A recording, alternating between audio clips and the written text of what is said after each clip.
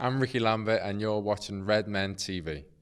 Hello, welcome to Redmen TV. It's the final word show. Liverpool won the Merseyside derby 4-0, and we're joined by the lads from the outfield, Ralph, John Gibbons and Neil Atkinson in the studio. Boys, I like to say we were coming anyway, no matter what the score is. We're not just ringing people going, come on your shows. Who's talking about Liverpool today? I was on BBC Breakfast this morning, 6 o'clock, wasn't even booked, just photobombed it, just turned up, ran round, shouted 4-0. this is one of those mornings that if they still did this morning from the docks, Oh, you'd be banging on the window, wouldn't you? 8 of us bolloco. Jumping from Ireland to Liverpool, putting an LFC flag right in it. There you are, lads. He belongs to us now. Absolutely, fucking brilliant. Chris, it was a beast, wasn't it? It was all right. It was all right. I'll say that I really did enjoy myself last night. Yeah. It was fucking superb because, as far as I remember, that's the worst that we've made them look. Yeah. You know, and it's not even that we just made them look like that. They're just really bad. Yeah. There's no effort in the side. There's no discipline. They're not playing for the manager. They're not playing for the fans. Not playing for the shirt. It was just great viewing, wasn't it? It was just sensational because we had the Toffee TV lads in and they were the most miserable ever and it was hilarious as a result. But there's a little, you know, you were seeing this from Evertonians, Neil, there's an inkling. When they start being like that, you think, oh, aye. You know, there might be a little twist in the tail. All the way through, it was, are they crying it in? Are they crying it in? Because that was my concern all the way through. They're saying, no, I don't see how we get a result, I don't see how we do this, I don't see how we do that. And I was thinking, are you just crying it in here, lads? Transpires they weren't. Yeah. Quite the opposite. Absolutely spot on analysis. If anything, we underplayed it. It was... They started well. I mean, that's the one thing. There was 10 minutes where they started well, and then I thought we murdered them. And I was worried when Firmino misses. I begin to think we've got to score before the break, and then we get 2. But they were soulless. I think that's the thing. It really was. You know, everything that you'd expect them to do. And then Funes Mori goes about it in the worst possible way. And it's, you know, it's all cowardly stuff. And I just think they looked abject. Yeah. From start to finish, from about 10 minutes to finish, they just looked abject. And it was men against boys. And there's nothing better than show them the way to go home. How many times have you this season? Oh, it's amazing. It's the song of the season. It is, absolutely. Sound of the summer. Yeah. It was mad because, again, they were... Do you reckon we can get that to #1 this week? We can joint campaign. Yeah. It's defo less likely to make us look twats like we're going to win the league anyway. But yeah, it was... I looked at their team though, Gibbo, and I thought, this isn't that bad, you know. Yeah. I mean, I think this is probably the crux of Everton's problem, isn't it? To some extent, is that they were going on about their injury problems, and you can't overlook no Coleman, no Jagielka, and a couple of others as well. But like that's their first choice midfield. Yeah. John Stones is meant to be, you know, the boy wonder of defending. That 40 million, by the way, that they were offered for him. That looks interesting now. Yeah. But it could be that perfect example of, you know, when you think, oh no, well hold on, because what might he be worth next season? Yeah, half that. Yeah, half that because he's been shit. But you're right. That's a good 11. It looked a strong team. It was stronger than I thought he put out when I looked at it. And I mean, we have a bit of a laugh, don't we, about these mixed 11s because there's always more Everton players than Liverpool, and then we always seem to beat them. And you're like, well, how's this going? But actually, man to man on paper, there didn't look to me to be a huge amount of it. I mean, there's a couple of Liverpool players that are a couple of levels above. I mean, you've got no one anywhere near Coutinho, for example, to me. But, you know, man to man, there isn't actually maybe a huge amount, but they just look a directionless football club, don't they? Whereas Liverpool look like the focused, they know exactly what they're about, and they look like a club that believes they're going places. Whereas Everton last night, as soon as they conceded a chance, the heads went. Yeah. I agree, they were good first 10, but as soon as Lallana goes through, even though he didn't score it, they just went. It's mad to think that they're at Wembley this weekend. It's mad to think they're at Wembley because they don't look like. Because the thing, I understand the idea of, listen, if it goes the wrong way and you're 3-0 down, I understand the idea of seeing the last half an hour out because we don't want to get an injury and so on and so forth. But they just didn't look like a side. They should be bouncing into, you know, it's Anfield, it's a bit of a free hit, and then we've got Wembley at the weekend, and you never know. Instead, they just look like. They actually, at the end, I thought they almost had the demeanour of men who were like, "Oh, and now we've got to play at Wembley." Yeah. Rather than, you know what I mean? That pitch is massive. United have won tonight. Rather than, you know, we go again or something like that. There's just none of that. There's probably a few people watching this who are not you know, from Liverpool who don't quite understand why we're going to spend at least half an hour of this laughing at Everton's Joe Parkinson, that's one reason. Barry Orn. I think, I mean, we're all about the same age, and I think when you were 14, 15, in a playground, when Everton have walloped Liverpool off the park, kicked them everywhere, bullied us, made us look really, really average, and you're getting it down the banks by that knobhead in your ear, who's this big blue, who won't shut his mouth, and he just won't leave you alone all the way through, and you're sitting there thinking, I'm absolutely fuming. It never leaves you. It never leaves you. It will never leave you. That will never leave you. So that mid-90s period, I've done a lot of it this week, that mid-90s period when they just beat us in every derby, you know, and it was the palpable relief of when we did it, and the infamous Robbie one, of course. But, you know, that, you know, is it, you dead right to stick with you, but Chris, they were fucking dreadful, and that's amazing. It is amazing, and the best thing about it all is, I don't know if you know this, but my brother's an Everton fan. I did know that. Right, and we were doing a documentary over the last couple of days with Kick, so they were profiling me as a Liverpool fan and my brother as an Everton fan, so he was in the away end and he was getting filmed and all this type of stuff, and it's been building up for 2 days, right? And then after the game, after our fan cams and stuff, they come over and they film, and the first line is, so how was that, mate? And he goes, that was the worst 2 hours of my life. And what's worse is it's in a documentary. And I'll never ever forget it. Like, and you just like, this is just brilliant. Have the raw footage. Just the raw footage of that for 2 hours. I tell you what, we can get that #1 in the box office. I'll pay a tenner to watch that in the Odeon. I love Chris's brother to bits, but like he was a broken man. Because I was like, he was behind us. I was filming, and he was like, and I was like, hey, and he went like, no. Just don't talk to me, don't look at me. I'm not going on camera. And he just said, like, someone's just made a documentary of the worst 2 hours of my life.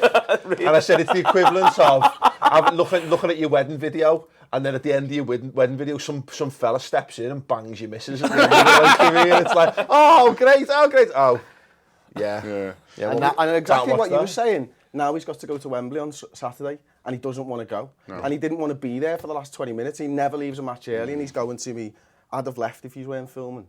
I'd have left because I've never left a game of football, but that was just... I'd say there was about a third of them there the last 10 minutes, wasn't there? And you sort of understand it because there's not even a hope of, we'll get one and not make it interesting, but, you know, we'll make it kind of, you know, damage limitation. It could be anything, and that's what Liverpool fans are thinking, because they didn't even have a shot on target, and I don't even think they had a shot second half at all. So, you know, you know, you're not thinking, if you as an Everton fan, we'll maybe get one and pull it back to 3-1 or 4-1, and then it's not too bad. You think you're just praying it's less than 5, aren't you, for Evertonian? Yeah. And that's no way to watch a football game. I just think but I think they approached that game, and I think the players actually, I don't know whether it's in spite of the manager or whatever, but that first like 10-15 minutes or whatever when they were all right, I wonder how much of that was just the derby. You know what I mean? Like the players going, go ahead, it's a derby, we don't want to lose this, we've got the fans singing behind us, let's go for it. But that's not sustainable when you come up against a team that's actually in really good form, who's fully bought into what the manager's trying to do, and in the face of actually probably a tactical approach that's looked to get the best against Everton as well. They were always going to struggle. The other thing as well is my only worry in general about what we've done under Klopp, my only tactical worry is I think we start a bit slow. Yeah. I think there's been a few games this season where I think we start a bit slow, and that was what was in my mind first 10. It was almost, it's all right this, because we start slow sometimes, and what's going to happen is we're going to up it and up it and up it. Now sometimes I'd like us to go, you know, get out the traps. Rafa 2005, Juventus, blam, 2-0 before you know what's hit you. Yeah. Rodgers beating Arsenal, Everton, blam, before you know what's hit you. You know, I would like to see that, but there's part of me that was thinking, no. If they have a good first 15, they begin to think they're in this. Yeah. What they don't know is we'll play our best football from 15 to 35 or 40, and that's sort of how it happens. And I think there's a time to start a bit quicker, but I was never sort of concerned. As I said before, the only thing that concerned me was we needed to get in at the break ahead, and we did. And then you knew we'd won.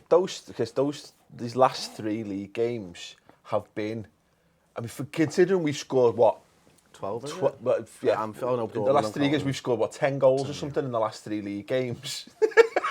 I'm just thinking about that for a second, but I've just been able to enjoy watching Liverpool. You know, they've actually been almost non-entities to some extent. There was 2 rubber ducks in there, wasn't there, really, for a start, where you're thinking, I don't know how Liverpool are going to turn up for this, how we're going to attack the game, and we've just walked through these games. And you know, I was thinking about last night and stuff, and how these players going to be rested enough to attack a derby. They didn't need to be. Yeah. That was the thing. And Klopp seems to have hit on something, and we said it last week, and is that he's changing the side and we're winning games. And I don't remember the last time that Liverpool Football Club have been able to do that. No.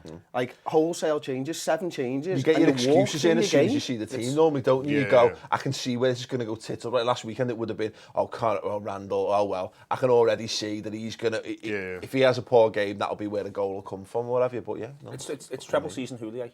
That's the last time. It's that, and that's 15 years ago. It's treble season Houllier because I think the big thing is I think you can make 6 changes if when you make 6 changes you've got genuine quality in attack. Yeah. So if your changes are genuine, and then the rest of the side just sorts it out.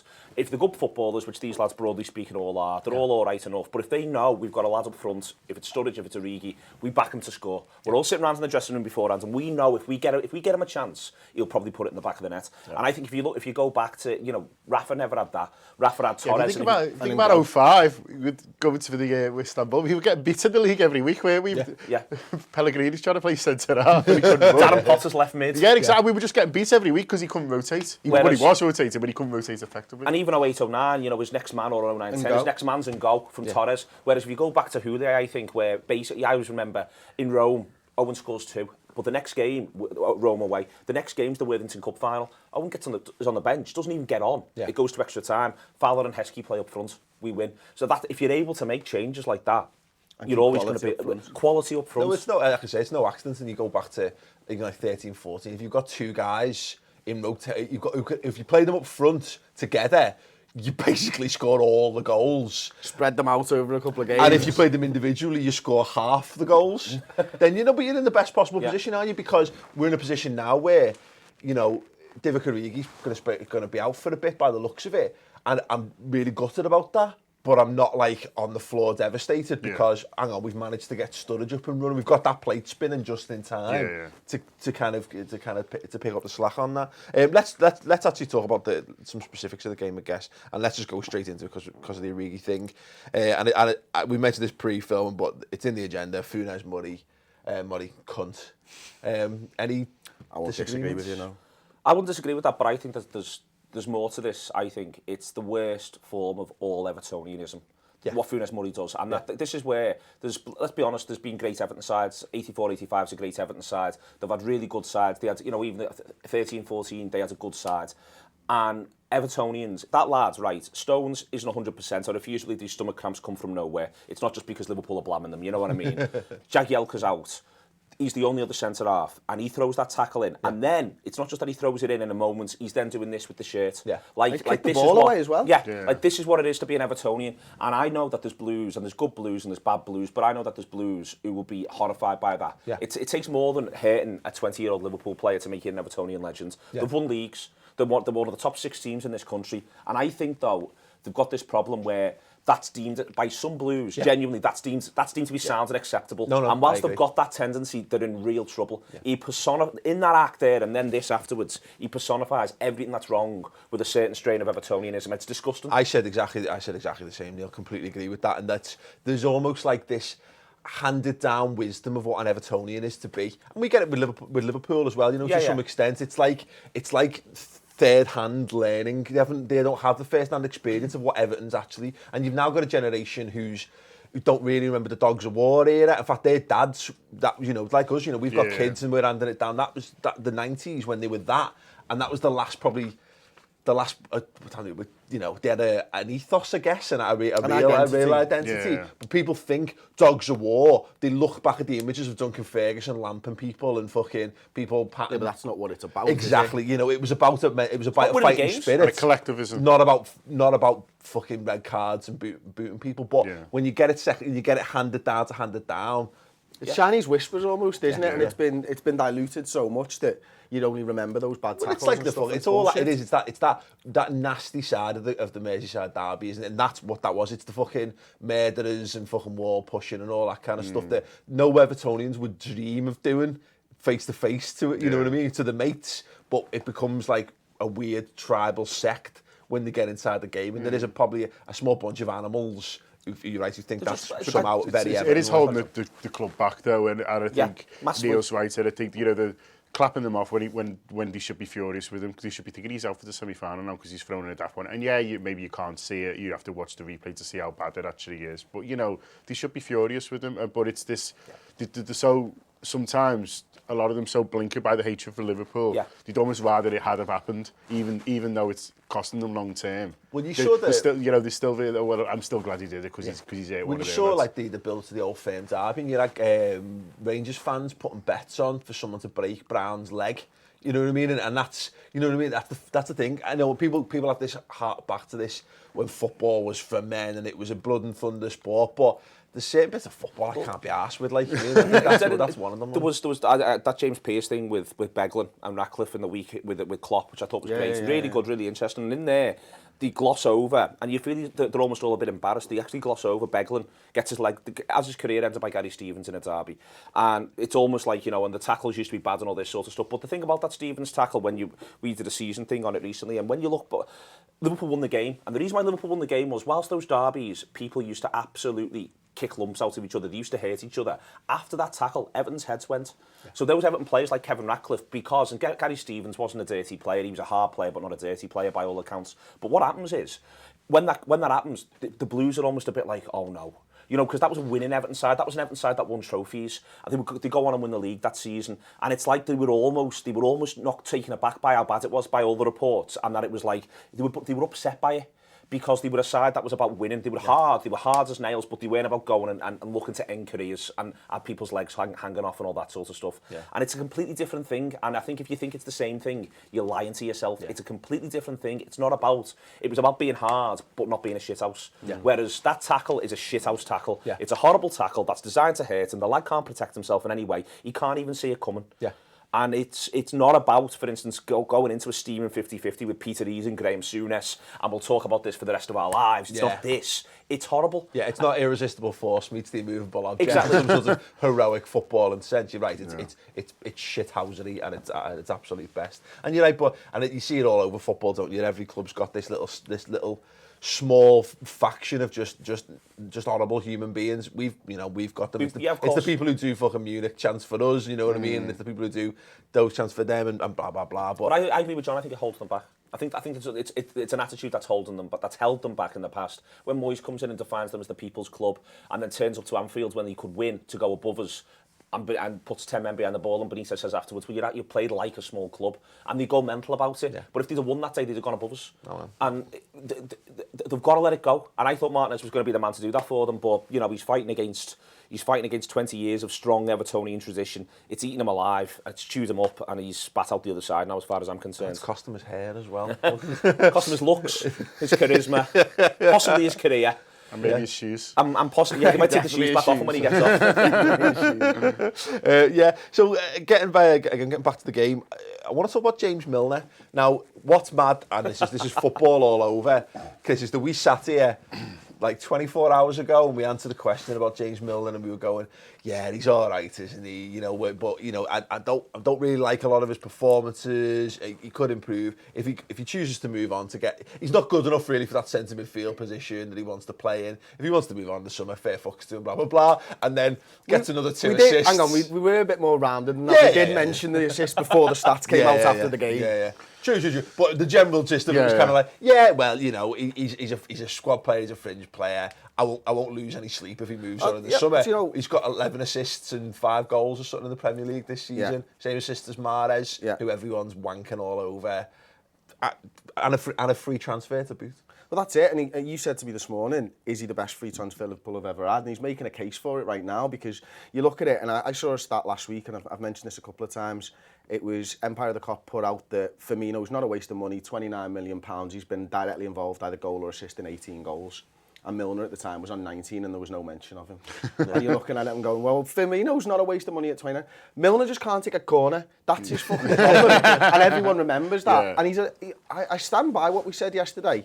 I think if we want to challenge for the title, I don't think Milner's going to be the centre midfielder for us to do that. No. There's a place in the squad for him, certainly. And I said it yesterday, I wouldn't begrudge him moving on if he wants to play centre mid, because I think he's the type of person and man that will do what he wants for his career, not for the money. Now, we might be on a lot of money. He might take a pay cut and go centre midfield somewhere else, and I wish him good luck. Yeah. Because if that's what he wants to do, I respect that as a decision for him. He feels to me like, Neil, you know, if there's some important games left to go in this season, he's probably like a semi-final penalty or a final free kick or a bobbled goal somewhere along the lines from being a genuine cult hero at Liverpool. Well, you just look at the ball he whacks in for Lovren in the game against Dortmund. You know, it's a great ball. It's a cross that invites it. I think his cross for the second yesterday is absolutely brilliant. On his left foot, and he almost should be credited with the goal. Yeah. Because Sakho's got so little to do by the time he gets to, and that's partially because the Evertonian defending, but it's also just the ball. The ball's it's just unplayable. Yeah.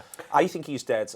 I broadly agree with the idea of him being a centre mid, but I think in general, I thought it was strange yesterday. He does loads of his best work even when he's playing centre mid in wide areas. Yeah. He goes out there and he just wants to move all over the pitch. So I think it's about, if he's playing centre mid, it's about the centre mid he's next to. But I think the other thing is, listen, you know, let's hope we're in the Champions League next season, we want it to be 55, 60 good games. Where we want good Liverpool performances, good Liverpool players on the pitch. And I think occasionally, for instance, Dortmund at home for the first hour, it feels like it goes a bit too fast for Milner sometimes. You can't quite get to the pace of a game, but then most of the time the game eventually, either towards the end of a half or in the second half, it comes to him. Yeah. And he's still going strong on 85 when everyone else is goose because they've been sprinting around. It's the rabbit in the hair, isn't it? He's just there going the same pace all the time. Yeah. So I think there's loads. There's so much he can offer us, and there's so much he can offer us next season. And also the thing that you're saying there about big games, he's got the experience, he's got the mentality, he's got everything that you need. And I'd be really gutted if he went, because I genuinely think that we're in the process of, and there's loads of reasons why, and it's actually ironically not Jurgen Klopp this. He's getting the best out of this squad, but we're actually in the process of building a pretty strong squad. Yeah. And if James Milner's in your 18 but not guaranteed in your 11, perfect, then that's great, because then, for instance, let's say he doesn't play against next season's equivalent to Dortmund. Yeah. He comes on, and then he starts at next season's equivalent to Bournemouth. Well, we're better. Well, I think the best way to look at it, and I think what you're kind of getting at there, is that that's like our second choice centre midfield partnership. You know what I mean? Yeah. It's probably Henderson and Chan. You know what I mean? All told. And yet we've brought them both in, and we've gone and beaten Everton 4-0. Yeah. And you're not scared. It's not bad, is it? And you're not scared about Newcastle, and, you know, Villarreal are meant to be decent in midfield, and it'll be hard, and no one's saying it won't be hard, but you're not thinking, oh, we're really in for it when it comes to Villarreal. You're not thinking that. You're thinking, you know what, we'll give them a game, we'll give them a really good game, they won't have it all their own way, and there's every chance James Milner, as you say, either scores a penalty, drills one in from 20 yards, pops up somewhere.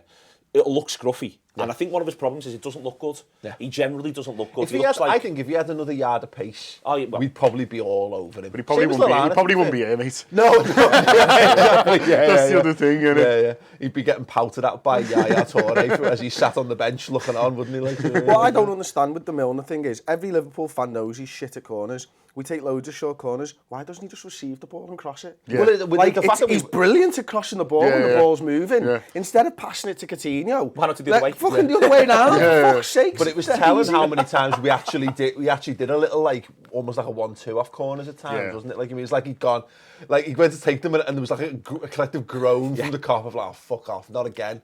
And then he played it shut, and everyone goes, oh, what's he doing? Oh, he's crossing it. Okay, yeah, fair enough, yeah. They always couldn't decide what they wanted to moan about, because they ate short corners nearly as much as they ate Milner's corners. The best one was the one when he took the corner, and it went, oh, first man, and it went to the back post. Yeah. And it quite behind me went, it's a really good corner. I remember that one. Yeah. But his crossing's both feet, isn't it? I mean, I think it's 2 assists with his left, which is just, you know, phenomenal. And especially the control on his second one, I agree. It's an absolute peach. He's amazing. Put it exactly where he wants to. Speaking of control for the assist, Lucas Leiva. Yeah. Oh my Slide rule pass for Daniel Stones. But he wins the ball as well, doesn't he? Wins it back. Wins it from a John Stones pretty shit pass, in fairness. He does win it, like, and what a fucking through ball, like. And Sturridge's control was even better, actually, because that first touch is sublime. Yeah, because he's fighting to stay on side as well, Sturridge, so he's got that to think about, and then it's a first-in ball. He makes it look so easy, doesn't he? It's past the goalie before he even realises what's going on. I want to mention... Before he can do the splits again, because that man can do the fucking splits, I tell you. He sat there moaning at the defence at times, in the split position, the goal's gone in, and you're like, what the fuck, Joe? Just fetches a cuppa. I'll be he was. I think he might be their best player at the minute, which is funny because he's just conceded 4. Because and they didn't want to pick him for ages. But you're saying that. But imagine if Tim Howard had played last night, we'd still be out. This show wouldn't be happening. Tim Howard had been selected last night. We will honestly. This should be recorded on phone. Honestly, somewhere in town. Like, yeah, very much so. Oh, and here's John from the bottom of the Mersey. Yeah, it's bang on. Like I want to talk about Daniel Sturridge. I know you guys have been listening to your Monday podcast, which are terrific, by the way. Thank you. Because they're free. But yeah, no, I know Robbo's actually made a Daniel Sturridge, been fighting the corner of Daniel Sturridge a lot in recent weeks because he gets a lot of stick, and I think there is a core of Liverpool fan base, we've done it on the show recently as well, who just don't like him for whatever reason, but he's just boss, isn't he? You know, he gets another game, he's just come in, he's looked one of, if not the best player on the park. He just wanted to fucking score, mate, when he came on. Yeah. You knew that he was going to fucking score, didn't you? He just wanted to score last night. Yeah, I mean, I think we all stick up for him, really, because in terms of the Anfield rap, you know, there's not many we all agree on, but I think on Sturridge, we're all fairly unanimous that, you know, he's an absolute quality player, and you can't have enough of them. And you can't have enough of them, and I think, you know, he's the way he's played at the moment, I don't think you can fault his attitude, although someone somewhere will find a way to do so. I saw someone tweeting me this morning to say he was getting stick for trying to claim the goal. Oh, he was joking. I thought he was having a laugh. Yeah, it's one of those, is that people will always find a way, and you know, you don't have to. Not every footballer has to be your best mate. You know what I mean? You've just got to kind of appreciate what they're doing, and you know, I think he's a rock star. You know what I mean? I think he's got that kind of. He's Prince. Yeah. And Prince is going to do your head in every now and again. Yeah. You know, he's doing a 10-minute piano solo, and you just want him to play Purple Rain. Exactly, but you know, play the hits. Play the hits, Daniel. Stop playing the third CD of Gold, Prince. Play us Purple Rain, play us one we know. But then if he's playing Tarn tomorrow for 70 quid, you're going. So it's one of them, isn't it? So, but I agree. I mean, I thought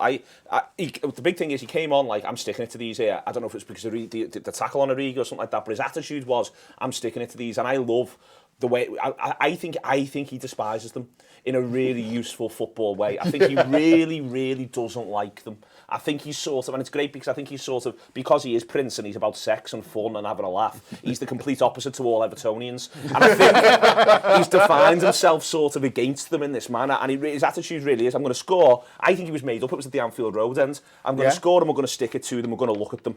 Have that, boys, unlucky. And I genuinely, he just came on, like, as you say, he came on like, I'm scoring, I am putting the ball in the goal. And it wasn't even like because I've been a sub, it's because I hate Blues. Yeah. That's genuinely what it felt like to me. I don't like Evertonians. Well, it was telling, like, literally the first thing he did, he came on the pitch, he went up front, and he was like, sprinting in behind and just looking to cause problems. And we've seen games this season where, you know, he's been more Berbatov, hasn't he, than young Daniel Sturridge to some extent, the language style or whatever. But he looked properly up for it. Absolutely amazing. But actually, one thing I forgot to mention earlier on the Lucas thing, the best moment of the whole match. Klopp. Well, yeah, leading up to it was the Olays for the start. Yeah. Like 5 minutes of just passing the ball around him, and then the audacity to go, we're going to end it with a Lucas shot here.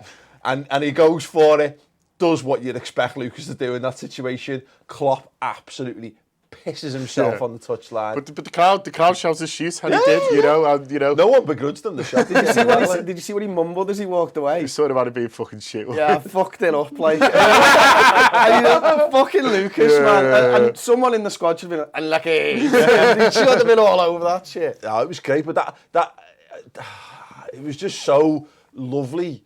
Just passing the ball around them, you could feel them getting angrier and angrier, and then we're like chipping it over them and all kinds. Like 2 half volley passes, bump, get that under, got it under, Sam, where are you now? It was like, it really was like, it was take the piss. It was an exhibition. I normally don't like Olays. I'm normally like, can we just score? I just want as many goals as possible, but I loved it last night. Yeah. Not least because these lads, I think the thing to point out is these lads have had, since Spurs, they've had nothing but intense games of football. Tons of intense, even, Bournemouth becomes a tight last 15, even though it was more straightforward. Stoke, their own intensity never dropped for whatever reason. And it just got to the point against Everton last night where I almost felt a bit like, lads, you deserve this. You deserve stroll, you deserve a 15-minute stroll. Rather than think, I'd have loved 5. I don't like 6, I'd have loved 7. I've got this thing, I much prefer the odd number wins. But I was watching them, I was thinking, no, enjoy this. Because you're not having to try. It's a bit of a rest. We know what's coming next. It's Newcastle, it's Villarreal, Swansea, Villarreal. It's going to be hard. So what you need to do, if you can enjoy this, boys, you deserve this. Because the what you put in since Spurs, the results, the performances, all the best to you. Yeah. Relax. Yeah, it's amazing, isn't it? And it's a weird one, isn't it? That I think the general consensus, Chris, was everyone was kind of, I don't know, a bit disappointed is not quite the word, isn't it? But the fact that we actually probably could have. I think that was absolutely the right attitude, but we probably could have just gone and fucking absolutely smashed them if we'd really wanted to. I think the Evertonians would have preferred that. I think it's kind Once of... it got to 4. No, once it... Like, if we'd have gone to, like, 6 or 7... I think they'd have taken that. I don't think they liked the idea that we could have snotted them 9, 10, 11. and at 4, do you know what I mean? Like, they're sitting there going, these feel sorry for us. This is worse than them scoring 6. They're like patting us on the fucking head going, oh, it'll be all right, lads, don't fucking worry about that. And they're like, oh, I hate it when Liverpool do that to us. It reminds me of playing my dad on FIFA, and you don't want to beat him too badly because you want him to be able to come back and have another game against you. You don't want to put him off for life. You know, so yeah, maybe you do miss a couple of easy. Oh, no, I've missed... I've tried to chip the keeper and it's not quite gone right when I could have just passed it into the back of the net. Like, no, great, yeah, great. Let's definitely do more of that against them.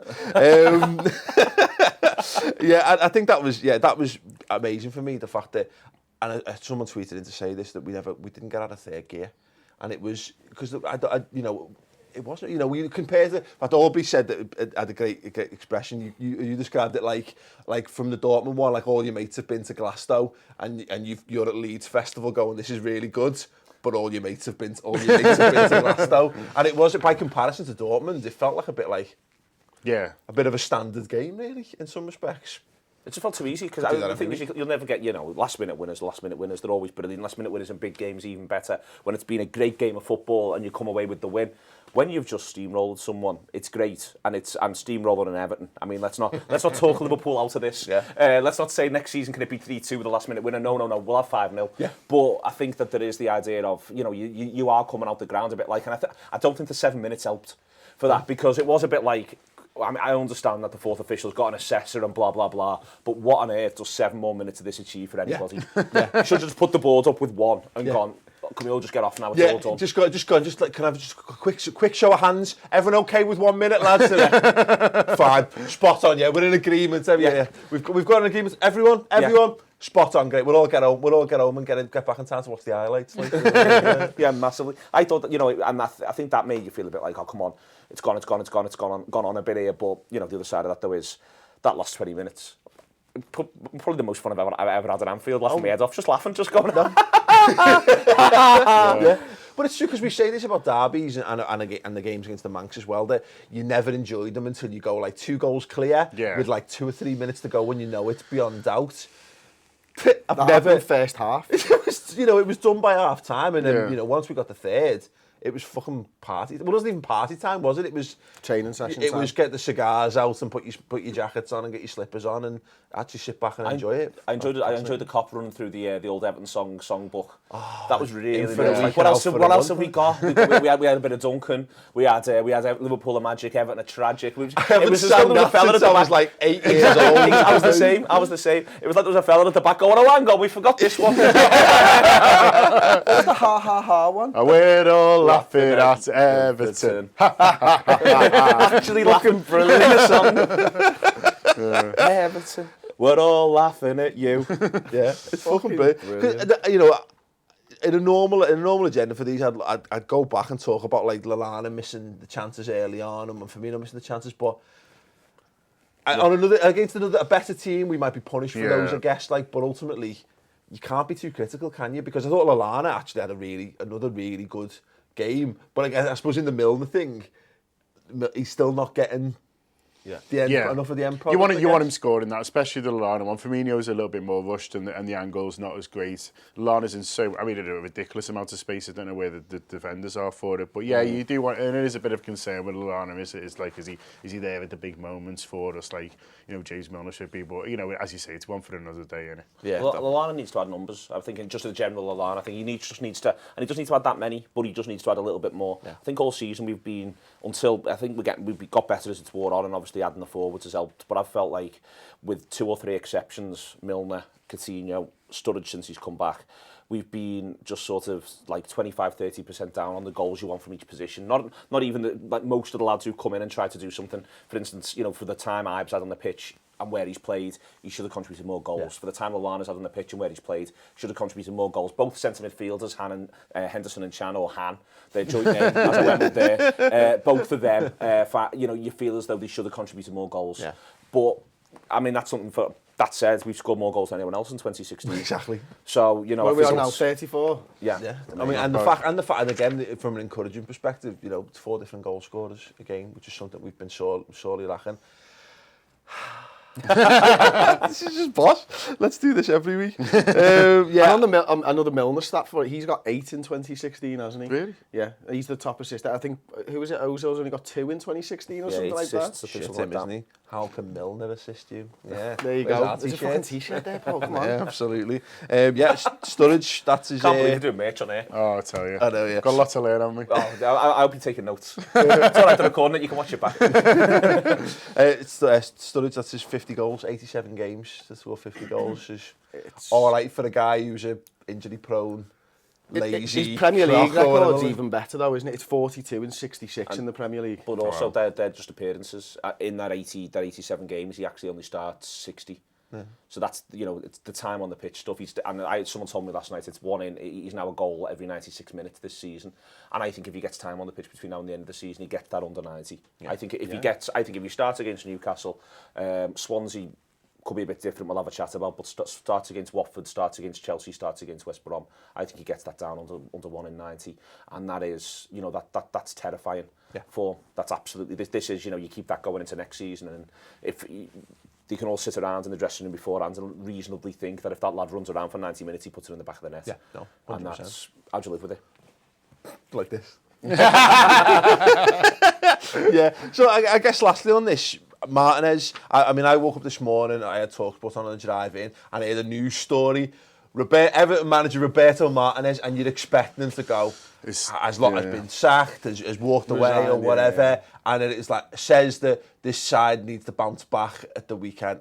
Neil, I can't understand how he's still in a job. Well, I think it's because the cup runs. I think the 2 cup runs have sustained through when, if they'd not been in the cup, so the 2 semi-finals have meant to become these 2 points where it's like, well, you don't want to get rid of them before the semi-final. And I can understand that. I mean, listen, I've never run a football club, and the idea, you know, to pull the plug today, which I know a lot of Evertonians want, but to pull the plug today, they play Saturday, throw the whole training ground into no one knows what's going on, who's going to take the team, you know, who's doing the basics of the jobs that you need to do to run a football team.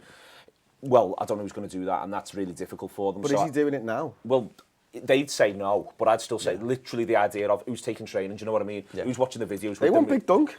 Well, they might want Big Dunk. For some fucking reason. Well, Big Dunk might be, you know, for all we know, Big Dunk might be hiding his football genius under the bush, and he's going to pull it out for us at some point. But he might, I mean, you know, he could be fine. He could be the one that they end up with, but I think he gets Saturday. If they don't win Saturday, I don't think he's still in the job on Tuesday. Yeah, I think they've got you can't. I think the biggest issue, and it's a thing to remember, I think, we get carried away at times. But forget even last night, you can't retain goodwill of supporters if you only win 4 home league games. Oh, yeah. Because that's 40,000 people going into a ground, paying the money, watching something, and if you only win 4 out of 16 or 17 if they won 4, because they've only won 4 home, only 4 home. I think it's, well, I might be, if it's 3, it's worse. But if you don't win your home games and you're meant to be a proper top half side, you can almost be, and they haven't been great away. But you've got Champions League away from. Well, yeah.